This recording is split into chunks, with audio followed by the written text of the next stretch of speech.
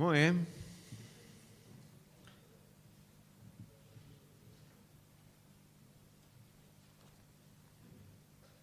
Seguimos entonces con el estudio del Evangelio según Mateo.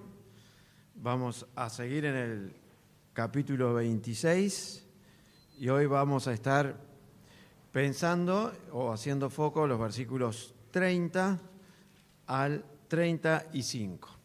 ¿Sí? Mateo capítulo 26, versículos 30 al 35.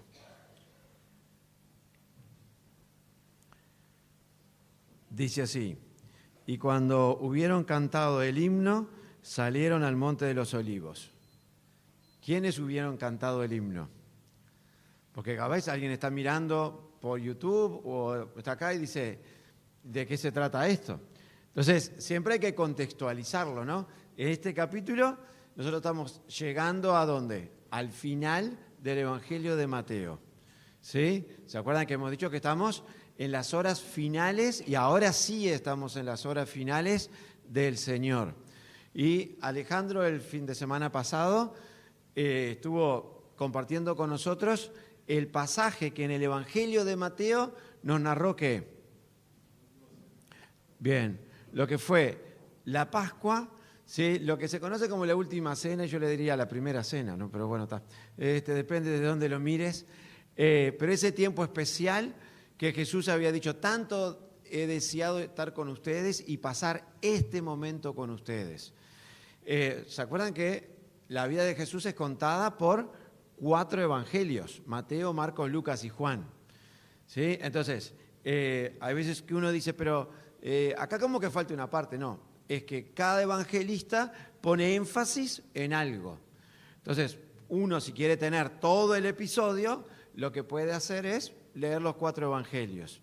Una característica que tiene el evangelio de Mateo, que no es cronológico, y que Mateo cuando va narrando los acontecimientos, sí usa algunos conectores de tiempo o palabras que nos sirven para situarnos como entonces, pero entre lo que pasó acá y lo inmediatamente que sigue en el evangelio de Mateo, de repente hubo otras cosas.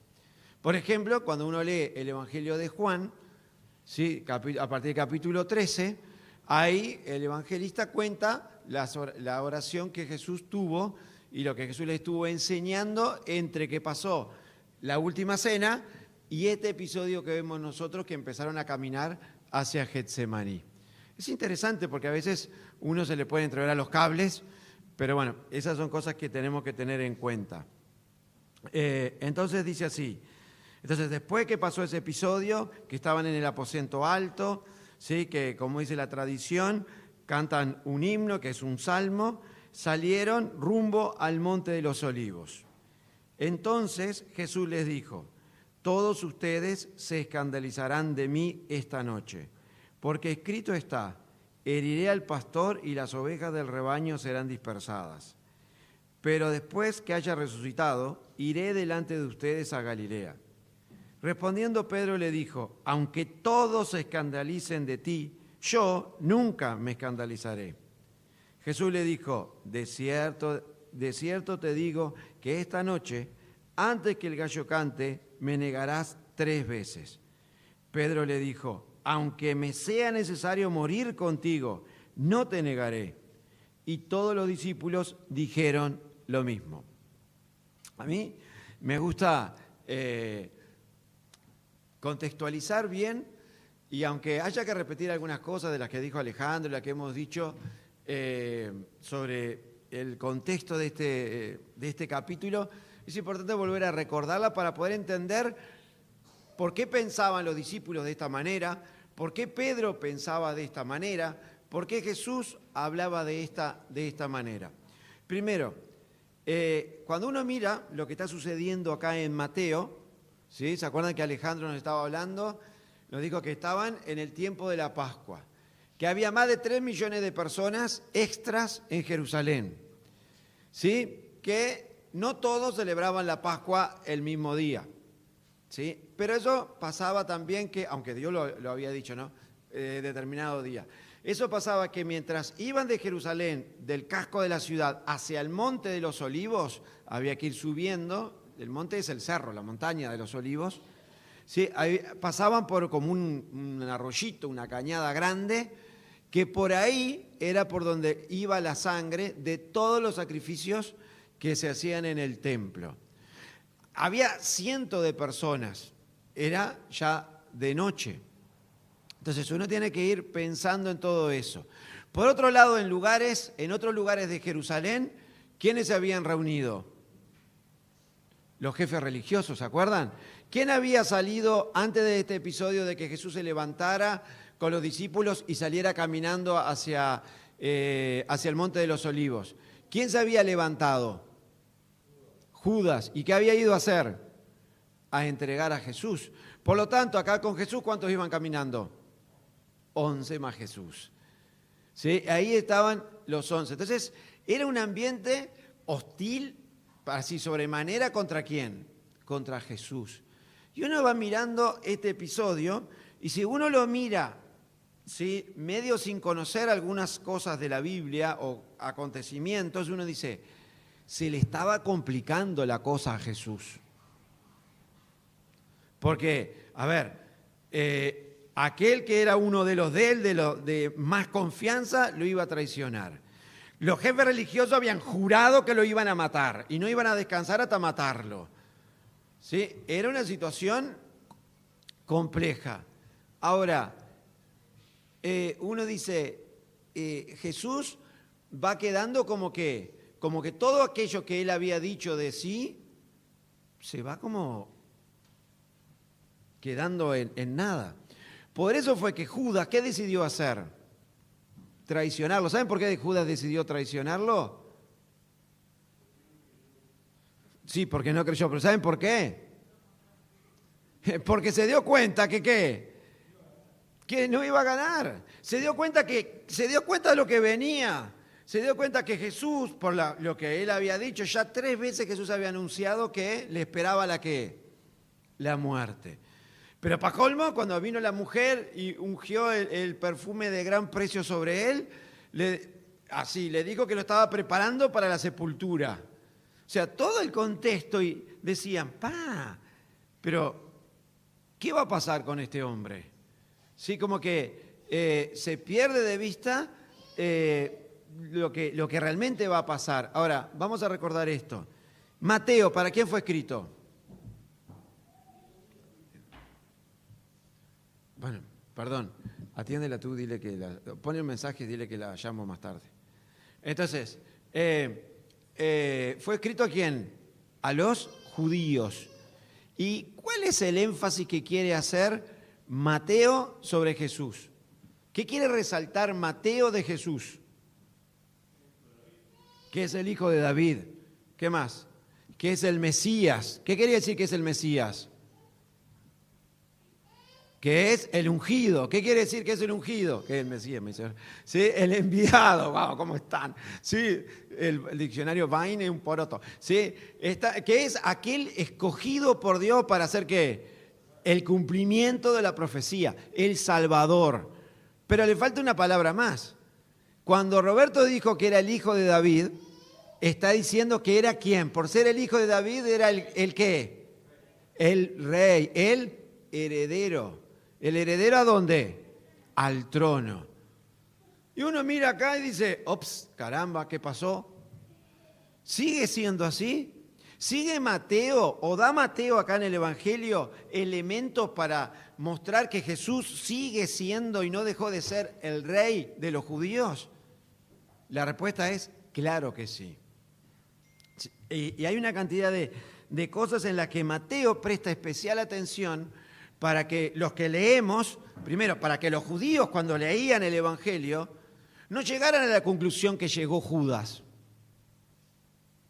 de que Jesús fue alguien que no valía la pena seguirlo más, alguien que pudo llegar pero no llegó, sino que hay elementos necesarios para mostrar que Él es realmente quien dijo ser y quien Mateo en todo el Evangelio, a través de los milagros, a través del cumplimiento de las profecías, a través de distintas pistas, se fue encargando de decirle a los judíos, señores, Este es su Mesías, este es el Rey de los judíos, este es el cumplimiento. Y es interesante ver que eso también pasa acá. Entonces, en una de las veces que pasa es, miren qué interesante, acá en el capítulo 26 ya, nada más, es sobre el manejo y el conocimiento de los tiempos. Porque uno podría pensar, ¿quién es el que, y ya lo dijo Alejandro, esto y los hermanos que han pasado anteriormente, ¿quién está al control de toda la situación? ¿Quién tiene el dominio de la situación? ¿Quién ve todo, no lo que se ve a nivel micro, sino macro? Todo lo que pasaba, no solo en Jerusalén, sino en todos lados. Jesús. Miren, versículo 18 del capítulo 26 es cuando manda a buscar a preparar todo para la cena. Y miren qué interesante. Primero, una demostración de que es Dios. Lo veíamos el otro día, no lo voy a comentar, pero miren lo que dice. Id a la ciudad a cierto hombre y dígale, el maestro dice. Y ya lo comentamos esto, ¿no? Pero es interesante. El maestro dice, o sea, cierto hombre en otros evangelios dice, lo van a encontrar así y así, en estas circunstancias. Y la autoridad. Pero ahora miren lo que yo quiero enfatizar hoy. Y díganle, mi tiempo está cerca. En tu casa celebraré la Pascua con mis discípulos. Mi tiempo está cerca. A diferencia de las otras veces que él había hablado sobre el tiempo de él de ir a la cruz, ¿sí? ¿Qué decía? ¿Se acuerdan? Él decía, es necesario, ¿pero qué? Pero muy bien. O aún cuando los enemigos lo tenían casi encerrado, lo tenían a punto de darle el zarpazo final, ¿se acuerdan de algún episodio? Sí, que hasta estaban para apedrearlo en una. ¿Qué hizo el Señor? Pasó por así entre ellos y nadie le tiró ninguna piedra. Y explican por qué. ¿Por qué? Porque no había llegado el tiempo. El control sí lo tiene el rey. El control lo tiene su majestad. Pero miren lo que dice ahora en el versículo 31. Todos ustedes se escandalizarán de mí, ¿cuándo? Esta noche. ¿Vieron el proceso? ¿Sí? Se va el Señor y Mateo en capítulos anteriores, ¿sí? Dice, el Señor fue anunciando lo que venía, pero no era el tiempo. ¿Sí? Pero el tiempo estaba cada día más próximo, o cada día, a horas de que sucediera lo que había venido a hacer Jesucristo. ¿Sí? A morir en la cruz por nosotros. Pero aparte también, miren qué interesante, dice, todos ustedes se escandalizarán de mí esta noche. ¿Y ahí qué muestra? ¿Sabe? Entonces, ¿qué muestra? Que Jesús es como omnisciente, esa palabra media rara, que todo lo sabe, que no hay nada oculto que Él no sepa. Interesante, ¿no? ¿Cómo? Porque yo quiero que ustedes en la cabecita puedan darse cuenta del contraste que hay. O sea, a pocos metros ya venían caminando tal vez Judas con la policía del templo y los jefes religiosos a llevarse preso a Jesús. A poquitos metros. ¿Sí? Ya venían, o sea, y uno decía, faltaban horas para que fuera a juicio y fuera acusado injustamente, falsamente, y fuera sentenciado por ser el Hijo de Dios. Pero cómo Él tiene el control de todas las cosas. Pero aparte de eso, miren qué interesante, de los pensamientos de ellos y también de las profecías. Zacarías, y vieron que él habla de una profecía ahí, o sea, Mateo en lo que él, en una de las características que tiene del Evangelio, de que vez tras vez el Evangelio de Mateo, ¿qué dice? Y esto fue escrito ¿para qué? Para que se cumpliera lo dicho por fulanito de tal, el profeta tal. Porque está escrito ¿para quiénes? Para los judíos. Para que los judíos se den cuenta que ¿quién? Que ese es el Mesías, el Rey. nosotros estamos acá, somos gentiles, pero qué interesante es que podamos tener esa certeza de que este Jesús en quien creemos, vez tras vez, no importa el acontecimiento en el cual esté, Dios se encargó de dejar clarísimo en todas las circunstancias, uno, que Dios nunca pierde el control, que Jesús era Dios, tampoco perdía el control, que todo lo que sucedía, sucedía ¿por qué? Porque Dios permitía que sucediera.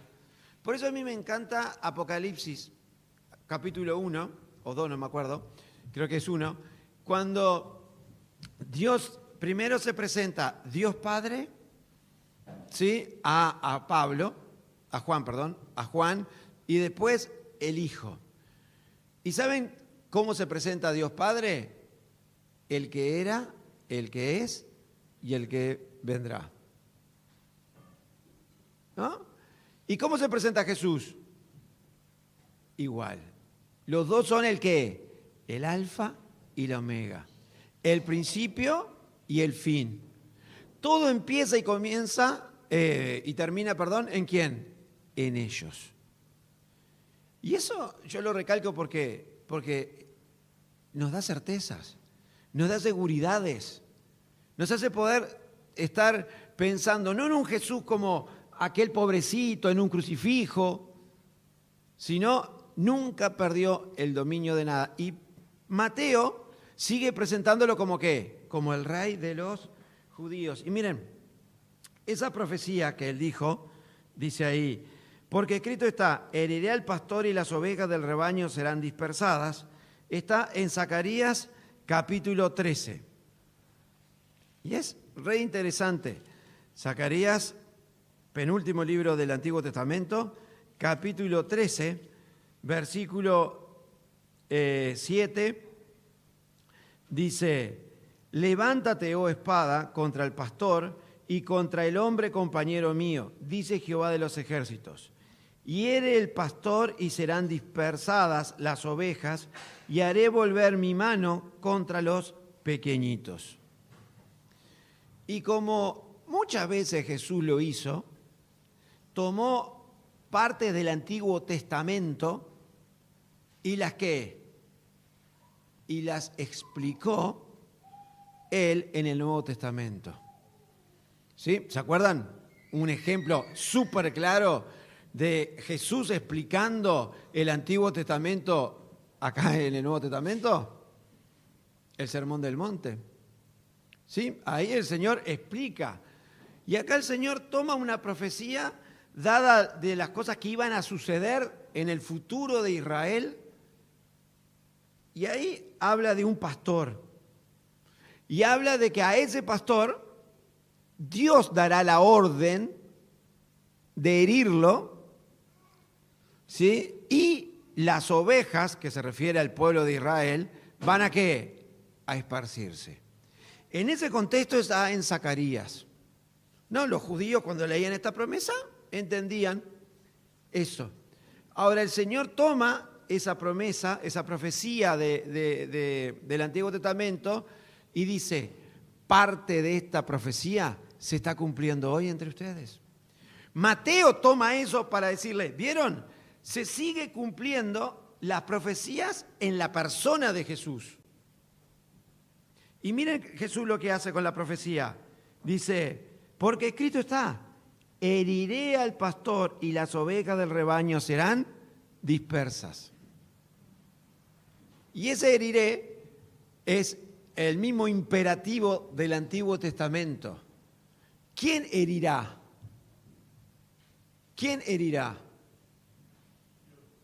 El Padre. Y ahí me vino a la cabeza el versículo de que a mí, dijo el Señor, a mí nadie me quita la vida, sino que ¿qué? Que yo la pongo. Tengo autoridad ¿para qué? Para poner mi vida y ¿para qué? Y para volverla a tomar. ¿Vieron como en un contexto tan desfavorable para el Señor, humanamente hablando, donde hasta hace unos minutos el que lo iba a traicionar, el que mojaba con él, el que le daba muestra de amistad, y habiéndole dado hasta la oportunidad de arrepentirse, no lo hizo, lo despreció, dijo, no vales la pena. sos un fracasado. Y se fue a herirlo, a venderlo, donde los jefes religiosos, los jefes del pueblo, los que tenían todas las herramientas para reconocerlo como rey, no lo querían, se habían vendado los ojos y dijeron, hay que matarlo. La solución es eliminarlo, no lo reconocieron. A lo suyo vino, pero los suyos no lo reconocieron. En ese contexto, Dios se encarga de poner estas cosas, porque Jesús es el rey de los judíos. Es Dios, ¿sí?, que estaba en control de todas las cosas.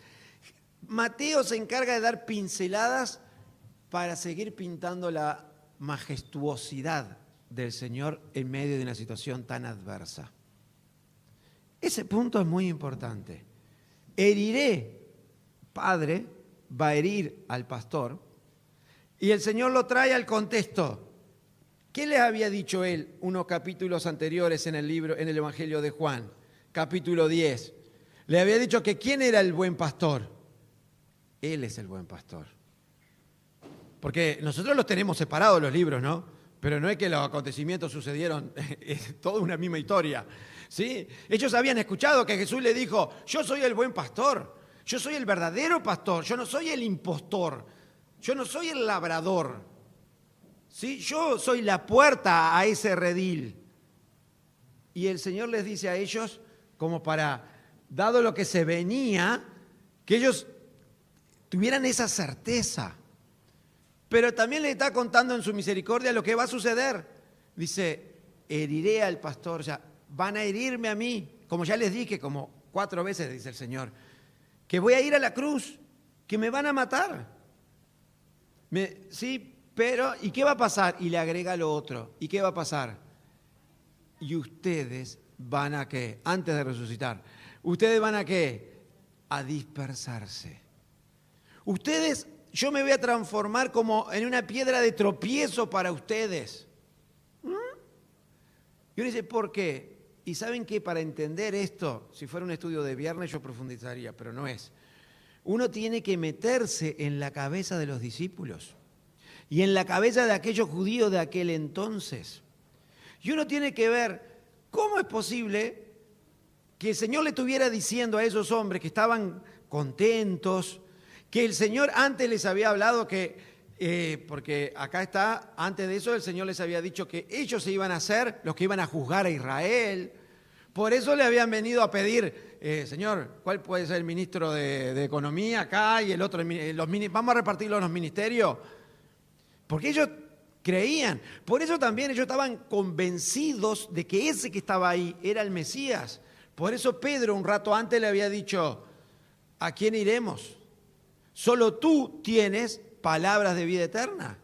Tú eres el Hijo de Dios, tú eres el Cristo, el Hijo del Dios viviente. Ellos amaban a Jesús, pero Jesús ahora le está diciendo, no solo que, no, le agrega algo, porque ya le había dicho varias veces que lo iban a matar. Ustedes me van a traicionar, ustedes me van a negar, ustedes me van a abandonar. Y eso pegó como duro en aquellos discípulos. En aquellos discípulos que en esa circunstancia tenían, yo le llamo, tenían el efecto campamento.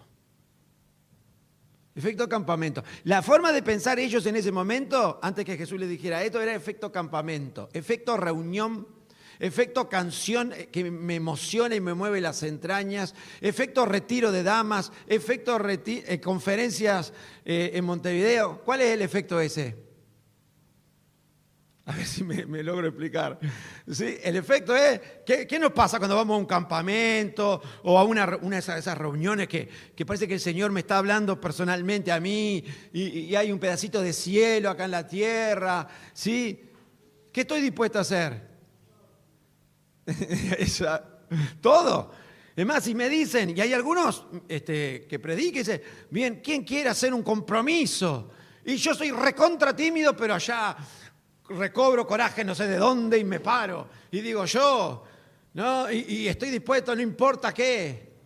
En esa situación estaban. Así estaban ellos. ¿Sí? Efecto campamento. Porque aparte su cabecita también había como una dicotomía. Porque por un lado, las profecías del Antiguo Testamento. Jesús el Rey. Jesús el que me da la victoria. Por otro lado, voy a morir. El que quiera ser el mayor tiene que ser el que sirve. Me van a herir. Seré entregado. Por otro lado, somos 11. Uno se fue a entregarlo. ¿Se entiende lo que pasaba en la cabecita de esta gente en ese momento?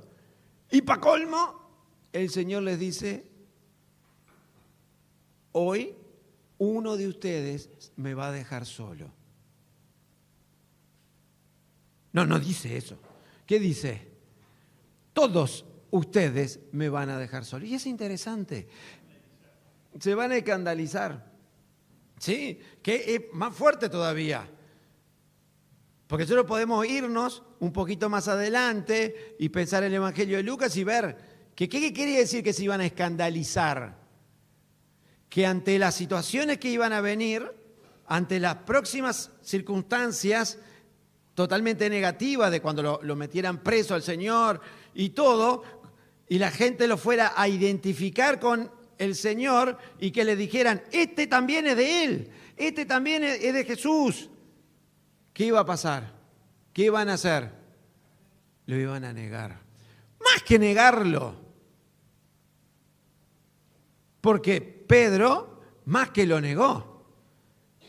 Dice que ¿qué? ¿Se acuerdan lo que dice que hizo? Exacto. Insultó, maldijo. Yo no lo conozco, ya te dije que no lo conozco, no me relaciones con ese. Qué tremendo, ¿no?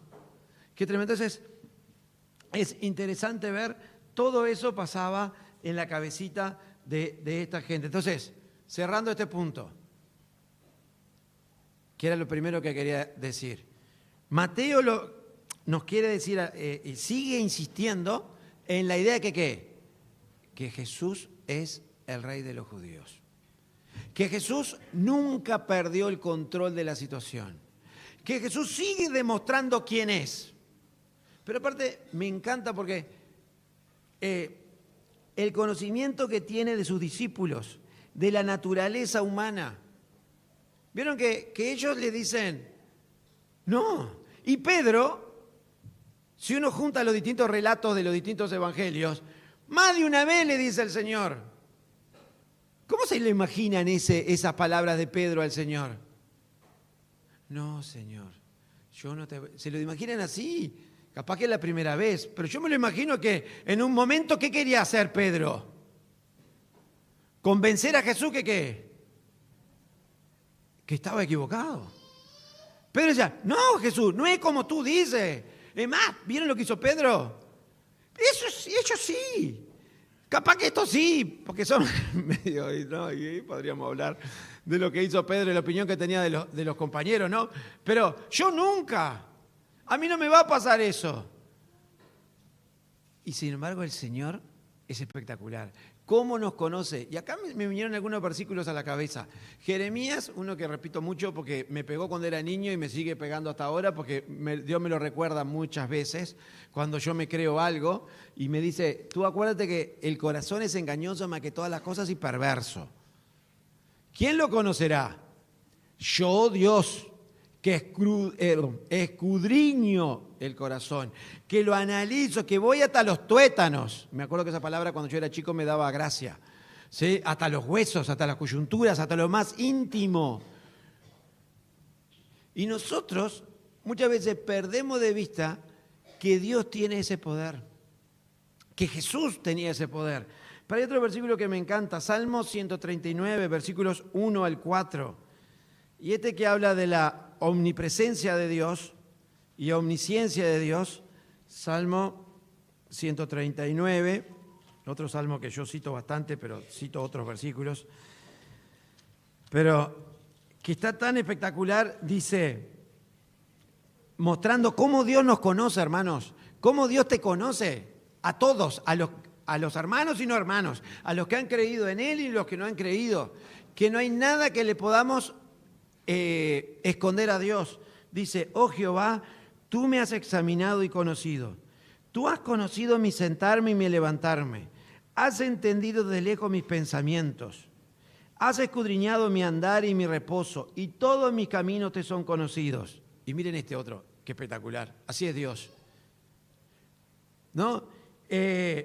Versículo 4. Pues aún no está la palabra en mi lengua, y aquí, oh Jehová, tú la sabes toda. Nosotros a veces nos creemos, no digas yo ya sé lo que vas a decir, le decimos a alguna persona a veces. Nada que ver. Pero Dios sabe exactamente. ¿Sí? Juan, capítulo 2, versículos 24 y 25. Miren qué interesante que está también hablando de esto.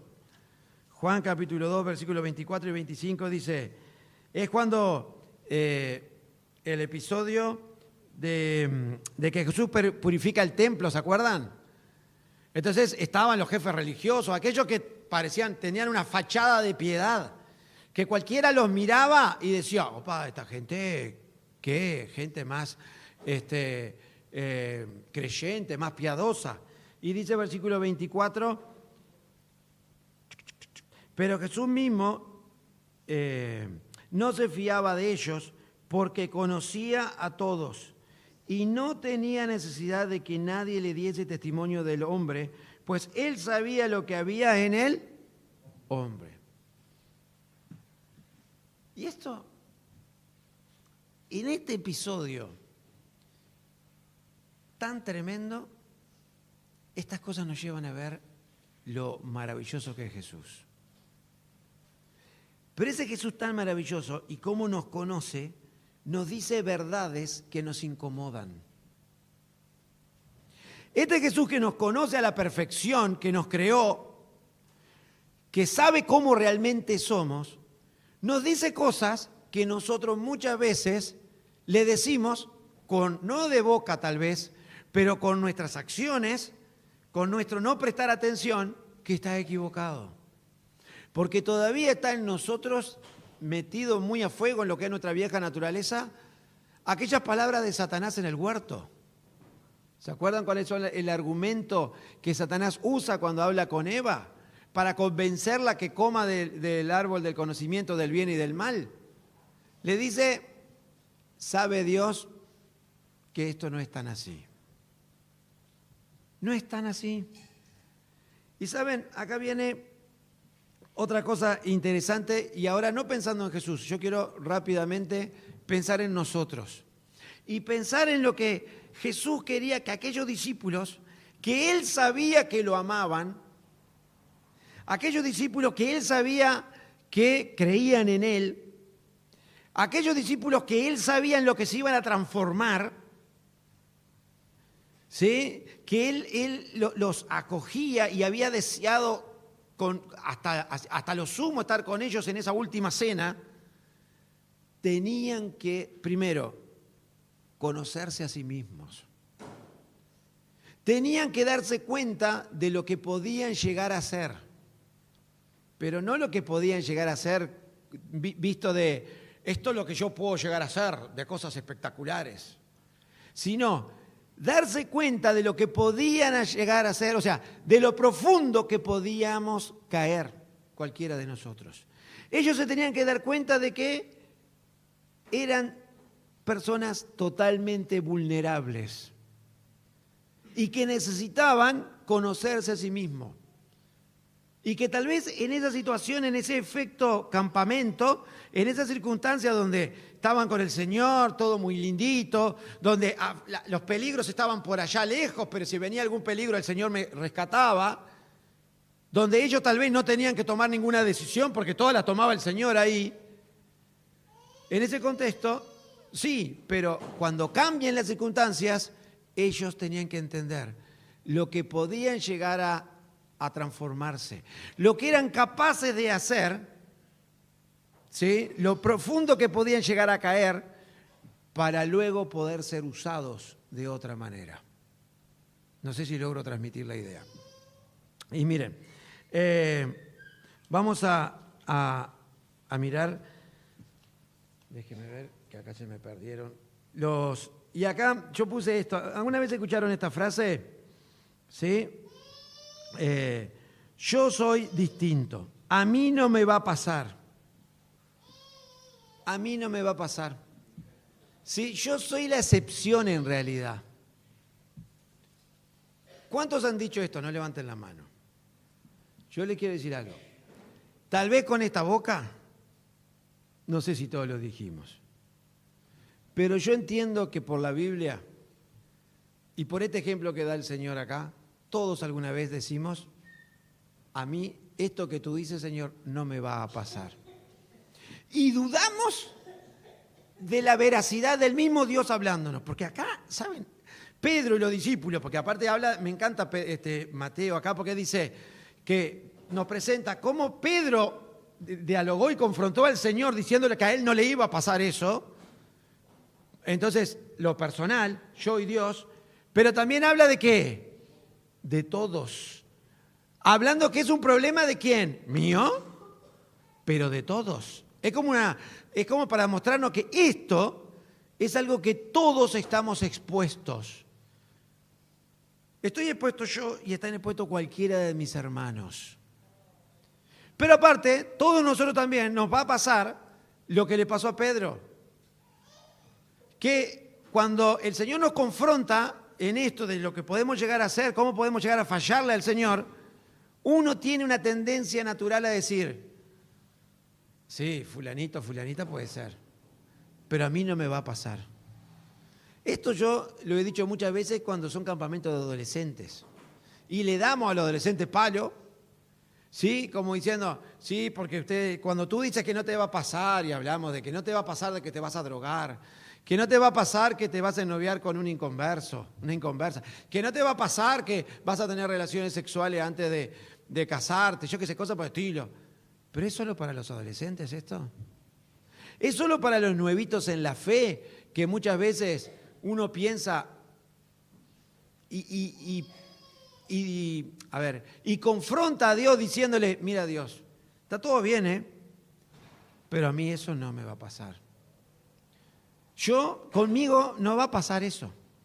Tal vez con los otros de la iglesia, con fulanito, fulanita, pero conmigo no. Y esto es algo que tenemos todos. Miren, hay un pasaje que está tan espectacular. 1 Corintios 10. 1 Corintios capítulo 10. Porque aparte hasta dice por qué fue que Dios permitió que quedara ese relato para nosotros. 1 Corintios capítulo 10.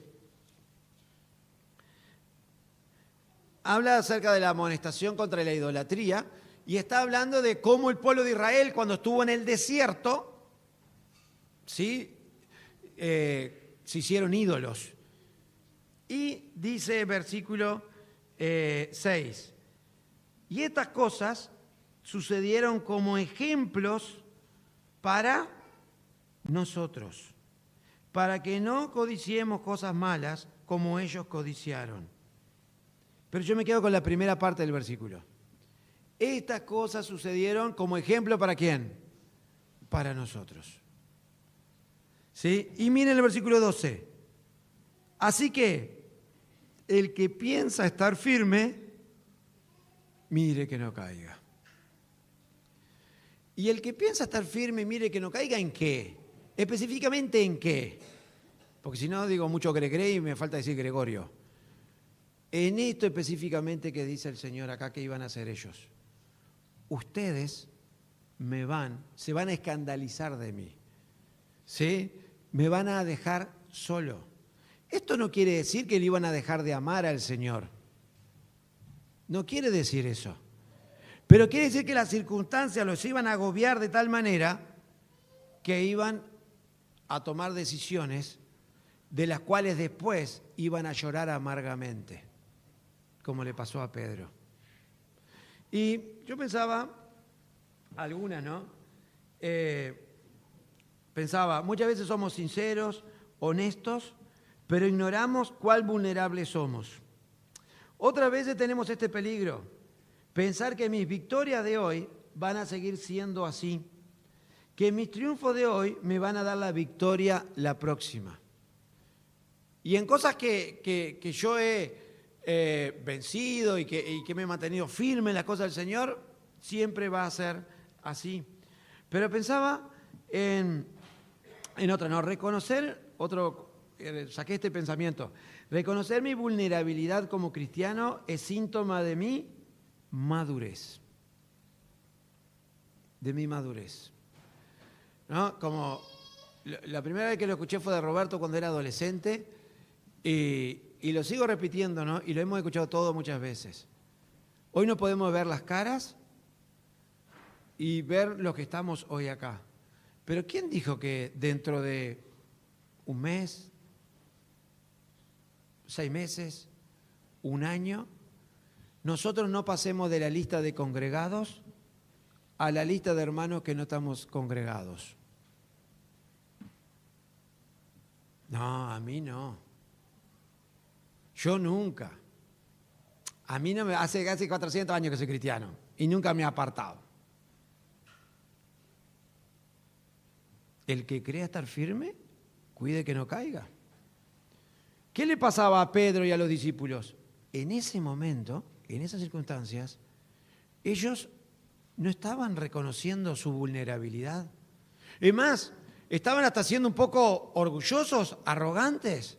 Es más, estaban cuestionando al mismo Jesús. ¿Y cómo le fue? Cayeron en lo que el Señor dijo que iban a caer. Miren, yo anoté, hay 2 formas de aprender, ¿no? Que no es lo que yo lo noto, es lo que dice la Biblia. Uno puede aprender por la Biblia, como dice, ¿cómo aprende el necio y el sabio? El avisado, ¿cómo aprende? ¿Y el necio cómo aprende? No aprende. Pasa y lleva el daño. ¿Sí? Entonces, a veces nos puede pasar, uno puede decir, no, pero, a ver, nunca me va a pasar esto de negar a Cristo. Ahora, negar a Cristo es muy abstracto. Ese término es muy grande. ¿Y qué? ¿Cómo podemos llegar a negar a Cristo? ¿Qué cosas pueden hacer que sea como escandalizarnos de ser cristianos? De que no quiera ser cristiano, que no quiera que me identifiquen como cristiano en ese momento. O que no haga lo que tengo que hacer, que la Biblia dice que haga en ese momento. ¿Sí? Yo puede ser, ¿quién dijo? O el Señor dice, ten cuidado, porque tú eres vulnerable y estás expuesto y te puede pasar que en cualquier momento puedas contradecir la palabra de Dios. Puedas avergonzarte de ser identificado como creyente. ¿Nunca te ha pasado esto? Yo tengo que reconocer que me ha pasado.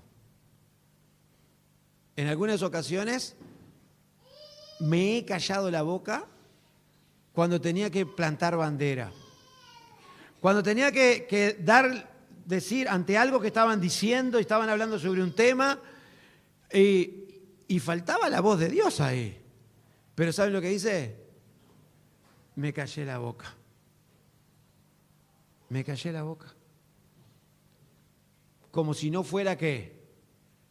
Cristiano.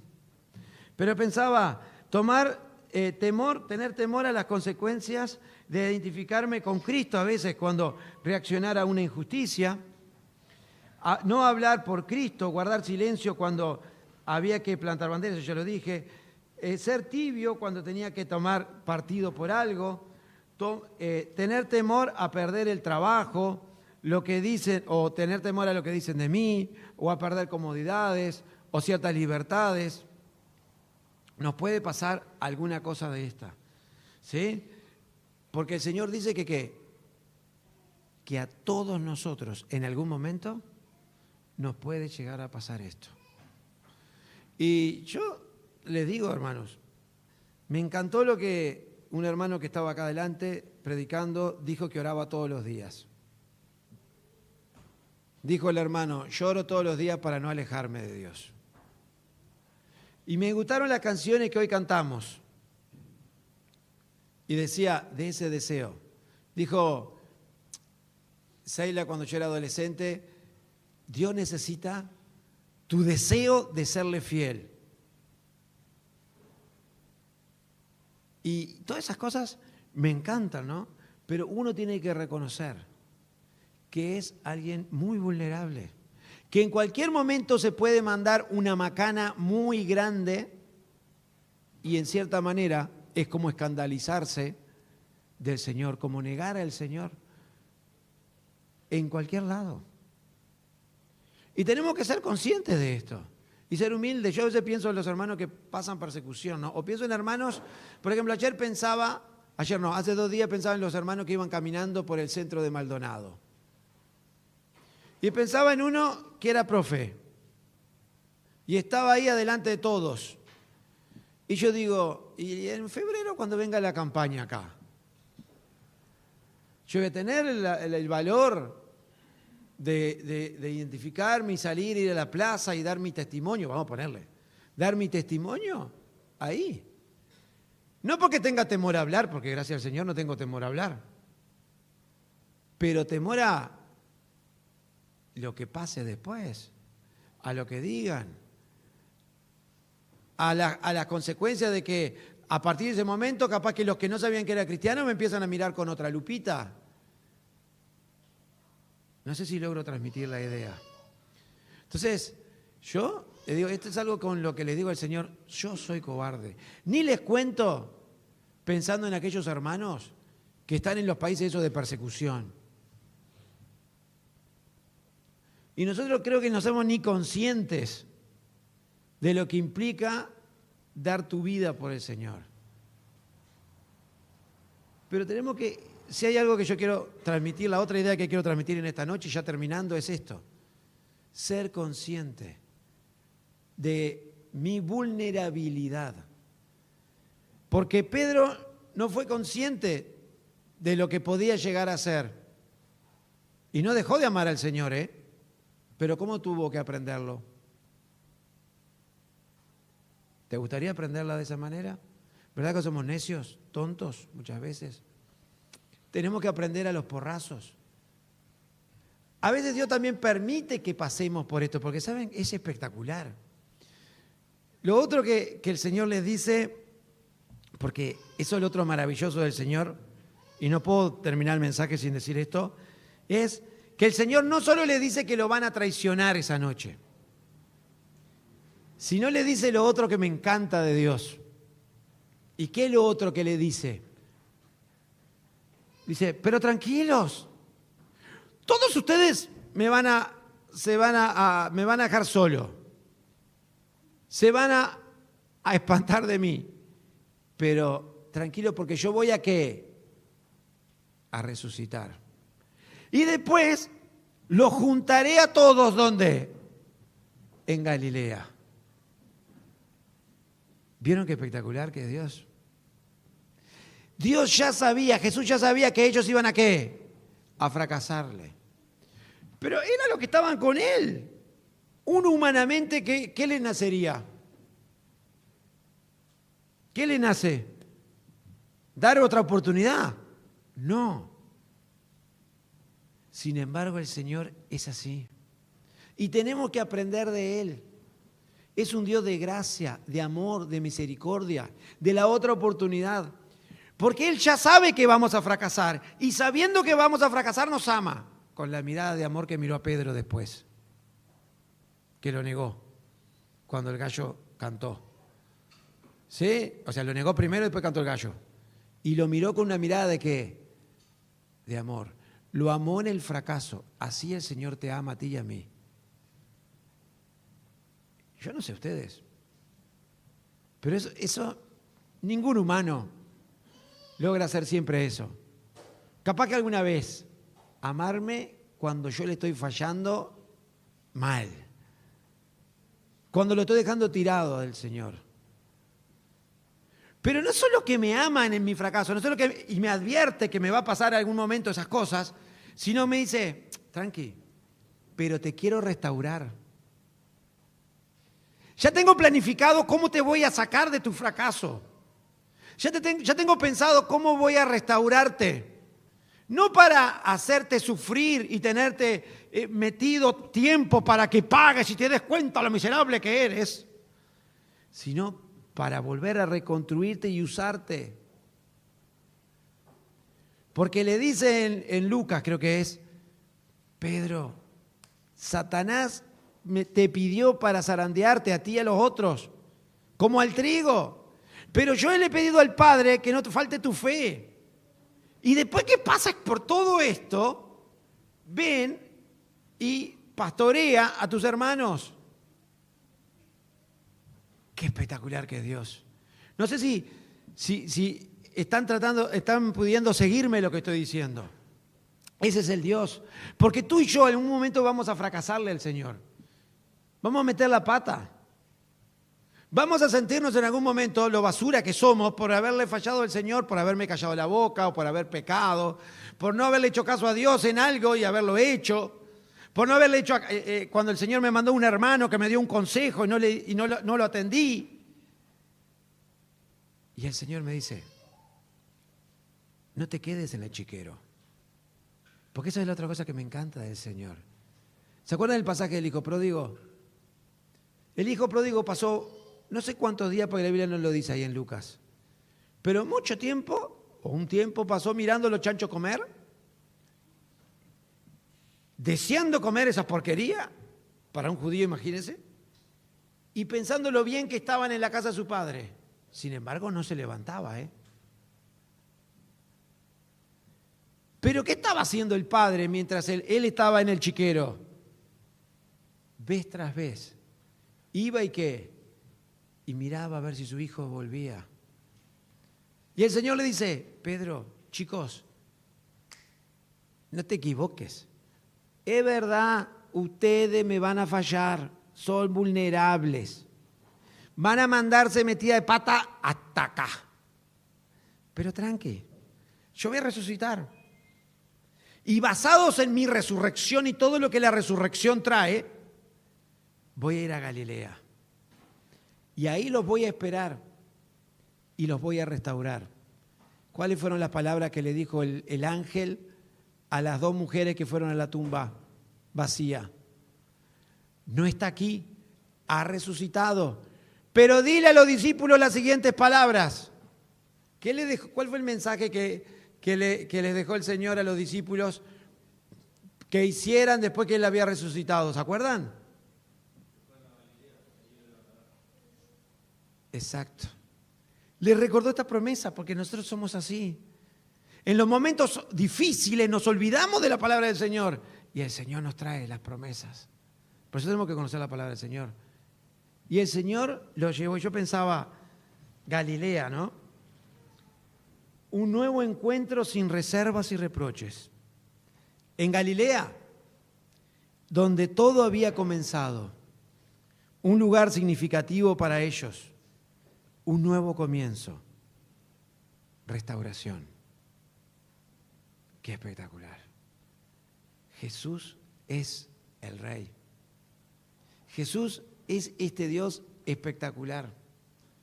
Y ponía, el foco está en la restauración, sí reconocer que van a fallar. ¿Y de qué forma? Pero Dios tiene pensada la restauración. Nunca el plan de Dios es dejarte en el fracaso, sino advertirte que no lo pases y si lo pasas, sacarte. Pero aparte si lo pasas, a veces Dios permite que lo pases para prepararte y hacerte valiente para otras circunstancias. Porque estos mismos hombres, este mismo Pedro, que cuando una muchacha dijo, che, este es de Galilea, este andaba con Jesús. Después de que Jesús resucitó, en el libro de Hechos, lo curtieron a latigazos, le prohibieron que predicara y él que contestó, bueno, está bien, si ustedes me lo dicen así, yo no predico, perdón, no lo vuelvo a hacer. ¿Dijo eso? ¿Se acuerdan lo que les dijo cuando le prohibieron predicar en el templo? El libro de Hechos le dijo, me es necesario obedecer a Dios antes que a los hombres. Tremendo. Los curtieron. ¿Cómo estaba Pedro en la cárcel? Lamentándose, vociferando contra Dios después que lo habían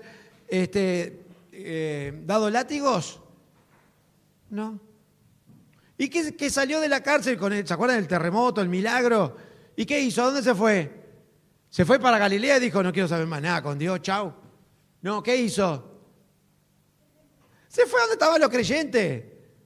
¿Se acuerdan que no le querían abrir la puerta? ¿Por qué? Acá vamos de nuevo, ya estoy pronto, segundo plato. Esa es la obra que Dios quiere hacer en ti y en mí. Entonces, hermanos, el Señor nos mira y nos dice,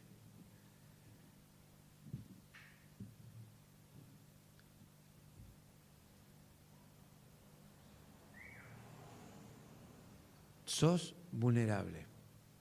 Sos igual a Pedro y a los discípulos. En algún momento te puede pasar esto.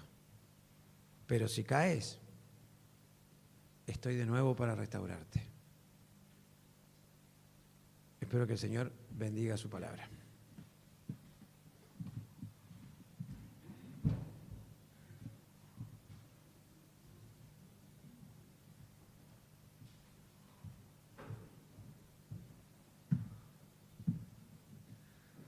Gracias, Jorge.